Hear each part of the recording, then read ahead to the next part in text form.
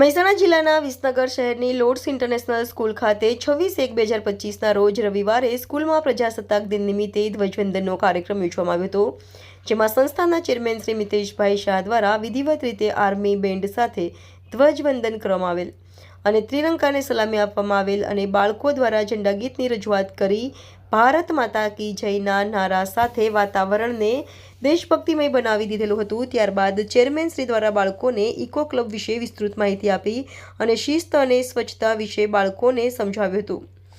ત્યારબાદ principal madam Shrimati Nipaben શાહે પણ પોતાના વક્તવ્યમાં દેશભક્તિ અને શિક્ષણ વિશે અને આપણા દેશના શહીદ વીરોને યાદ કરીને વીરગાથાની માહિતી આપીને બાળકોને જાણકારી આપી હતી। ત્યારબાદ બાળકો દ્વારા સાંસ્કૃતિક કાર્યક્રમની રજૂઆત કરવામાં આવેલ અને કાર્યક્રમના અંતમાં સૌએ સમૂહમાં રાષ્ટ્રગીત ગાઈને તિરંગાને માન આપેલ, જ્યારે સમગ્ર વર્ષ દરમિયાન ધોરણ 1 થી 10માં અભ્યાસ કરતા અને પ્રથમ, દ્વિતીય અને તૃતીય નંબરે ઉત્તીર્ણ પરિણામ મેળવનારને એવોર્ડ આપવામાં આવેલ અને આખા વર્ષ દરમિયાન થયેલી જુદી જુદી એક્ટિવિટીમાં અવ્વલ નંબર મેળવનાર વિદ્યાર્થીઓને પણ તેમના ઉત્કૃષ્ટ દેખાવ બદલ એવોર્ડ આપવામાં આવેલ।